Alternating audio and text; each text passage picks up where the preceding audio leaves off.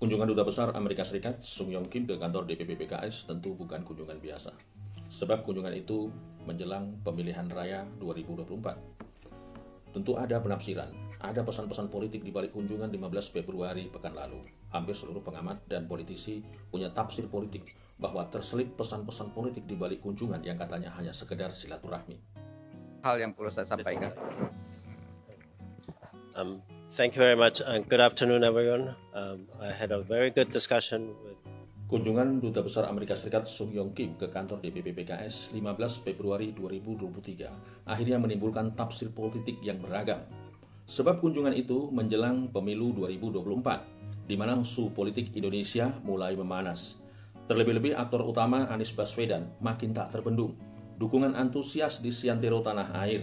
Apakah kunjungan Sung Yong Kim terselip pesan-pesan penting dari Paman Sam? Dan mengapa DPP PKS sebagai tujuan kunjungan?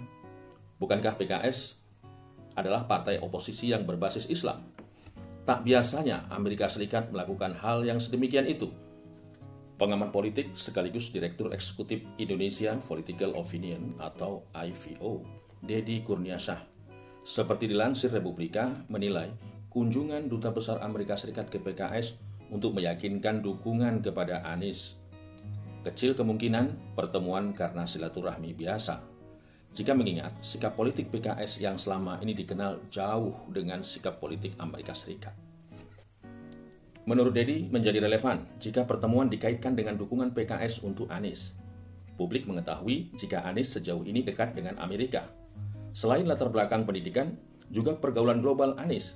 Sehingga Amerika bisa saja punya kepentingan untuk meyakinkan PKS bahwa Anies adalah sosok yang tepat untuk diusung sebagai calon presiden. Deddy menilai ada dua alasan mengapa penting pertemuan PKS dan Dubes Amerika Serikat untuk Indonesia. Pertama, kata Deddy, Amerika Serikat menilai perlu meyakinkan PKS karena meskipun telah menegaskan dukungannya kepada mantan gubernur DKI Jakarta itu, hingga kini PKS belum mendeklarasikannya secara resmi.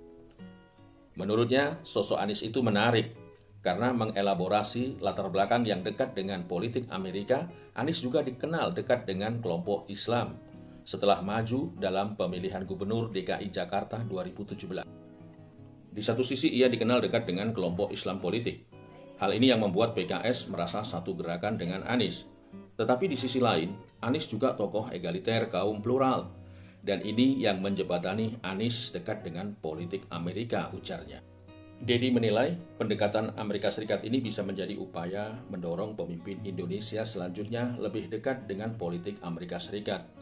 Apalagi sejak Presiden Jokowi memimpin, Indonesia cenderung dekat ke Cina, rival ekonomi politik Amerika. Bisa jadi karena pergeseran politik PKS. Ada kejenuhan PKS yang selama ini tak kunjung naik dari partai papan tengah. Bahkan dalam skema partai afiliasi Islam, PKS tetap di bawah PKB yang menguasai pemilih Islam. Dengan dalih ini, bukan tidak mungkin PKS mulai membuka diri meskipun orientasi kekuasaannya tetap merujuk pada pengusungan Anies Baswedan. Dalam percaturan politik di Indonesia, Amerika tak pernah absen ambil bagian dalam menyusun posisi strategis yang tentunya untuk mempermudah AS bermitra dengan Indonesia. Bagi Indonesia itu sah-sah saja karena politik luar negeri Indonesia bebas dan aktif. Kita tak pernah terikat kepada pihak manapun. Kita bebas bekerja sama dengan negara manapun untuk kepentingan nasional. Sebagai adidaya yang mempunyai hegemoni ke seluruh dunia, tentu Amerika nggak mau kecolongan lagi. Ya, saya kira dunia tahu rejim Joko Widodo Cina lebih dominan. Penilaian Amerika, Anies lebih harmonis untuk bermitra. Anies yang lulusan Northern Illinois University dan School of Public Policy Maryland, pasti wawasan globalnya mumpuni. Bagi Amerika Serikat itu penting, supaya matching Indonesia-Amerika sebagai pemain global. Terlebih-lebih di Asia ini, khususnya Asia Tenggara, siapa yang dipandang oleh Amerika kalau bukan Indonesia? Ya kira-kira Joe Biden mikir sangat disayangkan kalau Indonesia jatuh di tangan orang yang gak tepat. Ruang publik menjadi ramai. Banyak yang menafsirkan kunjungan Sung Yong Kim ke kantor DPP PKS dengan beragam tafsiran. Ada yang mencermati ucapan Wakil Ketua Fraksi PKS Sukamta yang mengatakan pertemuan tersebut membicarakan komitmen atas HAM dan demokrasi. Lalu publik pun berspekulasi, ada apa dengan demokrasi? Apakah demokrasi kita tidak sedang fine-fine aja? Ya, publik mengait-ngaitkan dengan isu penundaan pemilu. Kalau memang benar ada gerilya penundaan pemilu, berarti demokrasi kita sedang sakit.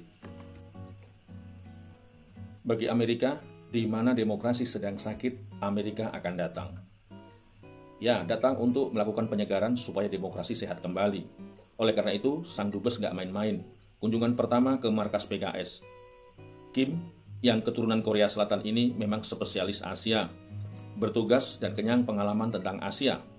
Pernah sebagai dubes di Filipina, Korea Selatan, dan Indonesia. Kira-kira alif batanya demokrasi di Indonesia, Kim pahamlah. PKS sebagai partai yang sangat menjunjung tinggi demokrasi, jelas sudah dalam pantauan radar Sang Dubes. Kalau kunjungan Dubes AS ke kantor DPP PKS adalah kode dukungan kepada Anies, maka sesungguhnya Amerika Serikat sudah melakukan langkah brilian.